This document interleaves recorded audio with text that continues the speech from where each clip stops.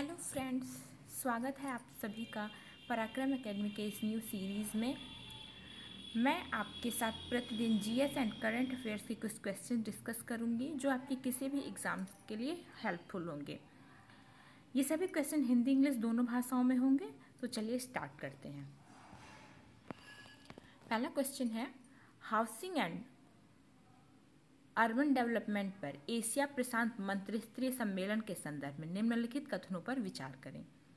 English में सुन लीजिए। With reference of Asia Pacific ministerial conference on housing and urban development APMCHUD consider the following statements. First statement है, the first statement was held first AMCHUD was held in India in 2006 on the theme Emerging Urban Forms, Policy Responses and Governance Structure. Second statement है, India hosts all the annual ministerial conferences in partnership with ADB, APEC and ASEAN. Which of the statement given above is are correct? A option है 1 only, B 2 only, C both 1 and 2, D neither 1 nor 2. तो housing and urban development जो AMCHUD है वो Asia प्रशांत मंत्रिस्तरीय सम्मेलन है के संदर्भ में दो कथन दिए गए हैं। तो इन दोनों में से कौन सा सही है? तो पहला, दूसरा, दोनों या कोई नहीं। तो इसमें पहला जो स्टेटमेंट है वो गलत है और जो दूसरा स्टेटमेंट है वो भी गलत है। ना तो पहला स्टेटमेंट सही है और ना ही दूसरा स्टेटमेंट सही है। तो फर्स्ट AMCHUD है वो 2006 न्यू दिल्ली में तो आयोजित किया गया था, लेकिन इसकी थीम थी vision for sustainable urbanization in Asia Pacific by 2020। तो इसकी थीम गलत है।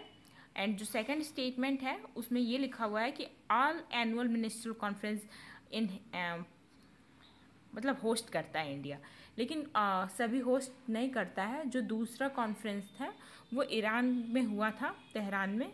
तो सारे कॉन्फ्रेंस नहीं इंडिया होस्ट करता है, सेकंड तेहरान होस्ट किया था। नेक्स्ट क्वेश्चन है, मैंने क्वेश्चन की एक्सप्लेनेशन नेक्स्ट स्लाइड में दी हुई है तो जो आपके लिए हेल्पफुल होंगी। सेकंड क्वेश्चन है, भारत में लघु वित्त बैंकों की स्थापना का उद्देश्य क्या है? What is the purpose of setting up the small finance bank SFBs in India? ये यूपीएससी 2017 में पूछा गया क्वेश्चन है। पहला स्टेटमेंट है, to supply credit to small business units, to supply credit to small and marginal farmers, to encourage young entrepreneurs to set up business particularly in rural areas. Select the correct answer using the code given below. इसमें पूछा गया है कि भारत में लघु वित्त बैंकों की स्थापना का उद्देश्य क्या है। तो पहला स्टेटमेंट है, लघु व्यवसाय इकाइयों को ऋण की आपूर्ति करना, छोटे और सीमांत किसानों को ऋण आपूर्ति करना, विशेष रूप से ग्रामीण क्षेत्रों में व्यवसाय स्थापित करने के लिए युवा उद्यमियों को प्रोत्साहित करना। तो कौन सा ऑप्शन सही है? केवल 1 और 2, B 2 और 3 ही, C 1 और 3, D 1 2 3। तो सही इसका आंसर है स्टेटमेंट 1 और 2 सही है। बाकी जो तीसरा स्टेटमेंट है वो गलत है, क्योंकि ये बस स्मॉल जो बिजनेस यूनिट है उसको सेटअप करने के लिए क्रेडिट दिया जाता है। RBI गाइडलाइन जारी की है उसके द्वारा, और फार्मर्स को दिया जाता है। वो यंग एंटरप्रेन्योर्स को इनकरेज करने का ऐसा कोई वो स्टेटमेंट नहीं दिया गया है RBI के द्वारा। चलिए नेक्स्ट क्वेश्चन देखते हैं। भारत की गुणवत्ता परिषद के संदर्भ में निम्नलिखित कथनों पर विचार करें। With reference of quality council of India consider the following statement. First statement है, QCI was set up jointly by the government of India and the Indian industry. Second, chairman of QCI is appointed by the prime minister on the recommendation of Indian industry to government. तो A option है 1 only, B है 2 only, C है both 1 and 2, D है neither 1 nor 2। तो QCI Bharat में जो गुणवत्ता परिषद है वो भारतीय उद्योग के द्वारा संयुक्त रूप से की जाती है, और इसके अध्यक्ष की नियुक्ति उद्योग की सिफारिश पर प्रधानमंत्री द्वारा की जाती है। ये भी सही है। इसका दोनों कथन सही है, 1 and 2। इसका ऑप्शन C सही है। और ये एक अखिल भारतीय संस्था है जिसकी स्थापना 1997 में हुई थी, 1997 में, और इसका जो हेडक्वार्टर है वो न्यू दिल्ली में है। नेक्स्ट क्वेश्चन है, बेम्बनाड झील के संबंध में निम्नलिखित कथनों पर विचार करें। Consider the following statements regarding Vembanad lake. It is the longest lake in India, located in Tamil Nadu. The Nehru Trophy boat race is conducted in a portion of the lake. Government of India has identified the Bamnod wetland under National Wetland Conservation Program. Which of the above statement are correct? A 1 2, B 2 and 3, C 2 and 3, D 1 2 3. तो इसका सही option है 1 2 3 D, सभी सही है। नहीं, 2 and 3 सही है। ये बेम्बनाड जो झील है वो केरला में है, ये तमिलनाडु में नहीं है। तो स्टेटमेंट 2 and 3 सही है, फर्स्ट स्टेटमेंट गलत है। और ये इस रेस का नाम, ये बोट रेस एक होती है केरला में, और इसका नेहरू ट्रॉफी इसलिए पड़ा नाम क्योंकि नेहरू जी ने एक बार इसमें शामिल हुए थे। और ये भारत सरकार के राष्ट्रीय आर्द्रभूमि संरक्षण कार्यक्रम के तहत इसकी वेटलैंड के तहत इसकी पहचान की गई है, और इसलिए स्टेटमेंट 2 और 3 सही है, बाकी स्टेटमेंट फर्स्ट गलत है। और वेटलैंड कंजर्वेशन के लिए इंटरनेशनल लेवल पर रामसर एक जगह है ईरान में, वहाँ पर एक कॉन्फ्रेंस हुई थी, जिसके बाद ये कहा गया था कि जितने भी इंटरनेशनल लेवल पे जितने भी वेटलैंड हैं सबको कंजर्व किया जाएगा। तो इस तरह हमारे देश में बहुत सारे रामसर वेटलैंड साइट्स भी हैं जिनको रामसर वेटलैंड साइट का दर्जा दिया गया है। नेक्स्ट क्वेश्चन देखते हैं। Consider the following statements about Nagzira wild life sanctuary. First statement है, it is in Maharashtra, there are no tiger present in the Nagzira wild life sanctuary. Third statement है, Nagzira lake in the sanctuary is the artificial lake which act as the main source of water for the wildlife. Which of the above statement are incorrect? यहाँ पर ध्यान देने वाली बात यह है कि यहाँ पे इनकरेक्ट स्टेटमेंट पूछा है, करेक्ट स्टेटमेंट नहीं पूछा है। पहला ऑप्शन है 1 only, B 1 and 2, C 1 and 3, D 2 and 3। तो सही इसका ऑप्शन है 2 and 3। स्टेटमेंट 2 और 3 गलत है, स्टेटमेंट 1 ओनली सही है। जो ये नागजीरा वाइल्ड लाइफ सेंचुरी है ये महाराष्ट्र के गोंडिया डिस्ट्रिक्ट में है, और यहाँ पे ये सेकंड स्टेटमेंट है कि यहाँ एक भी टाइगर नहीं है, तो यहाँ पे टाइगर हैं। और तीसरा है नागजीरा लेक जो है वो आर्टिफिशियल लेक है, ऐसा सही नहीं है, ये आर्टिफिशियल लेक नहीं है, ये एक नेचुरल लेक है, लेकिन ये लेक लगभग 60% तक सूख चुकी है। तो इसलिए सेंचुरी में पानी के सप्लाई के लिए हम लोग ये आर्टिफिशियल टूल्स इस्तेमाल किए जा रहे हैं, ये एक आर्टिफिशियल लेक नहीं है। नेक्स्ट क्वेश्चन देखते हैं। Consider the following statements about royal Bengal tiger.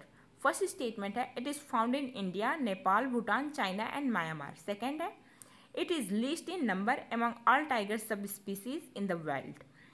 Third statement है, the mangroves of Sundarban shared between Bangladesh and India are the only mangrove forest where tiger are found.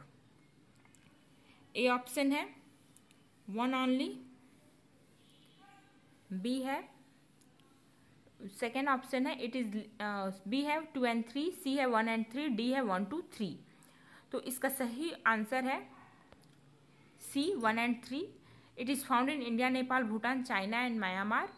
And 3 जो इसका option है वो है 3 जो इसका स्टेटमेंट है वो सही है। ये स्टेटमेंट गलत है कि ये उप प्रजातियों में सबसे कम संख्या में है। नेक्स्ट क्वेश्चन है, प्रधानमंत्री ऊर्जा गंगा परियोजना के बारे में निम्नलिखित कथनों पर विचार करें। Consider the following statements about Pradhan Mantri Urja Ganga project. First statement है, Pradhan Mantri Urja Ganga project is a pan India project which aims to provide pipe cooking gas. Second statement है, the project is implemented as a sub-component of प्रधानमंत्री उज्ज्वला योजना। Which of the above statement is are correct? A 1 only, B 2 only, C both, D none।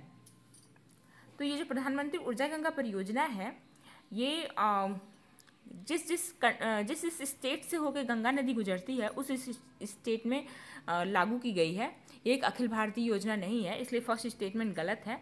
और जो second statement है ये भी गलत है। इसमें दिया हुआ है कि ये उज्ज्वला योजना के तहत आती है, लेकिन ये उज्ज्वला योजना के तहत नहीं आती है, ये प्रधानमंत्री गंगा परियोजना के तहत आती है।